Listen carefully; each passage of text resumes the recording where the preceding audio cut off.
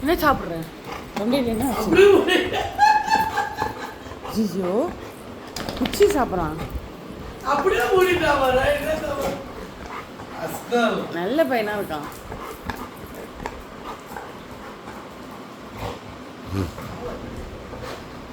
என்ன கேளு ராக்கி, கேளு ராக்கி.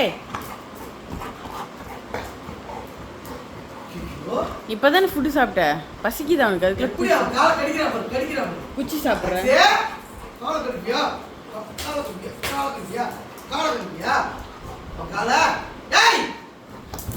செய்யக்கூடாது. வேலை பண்ண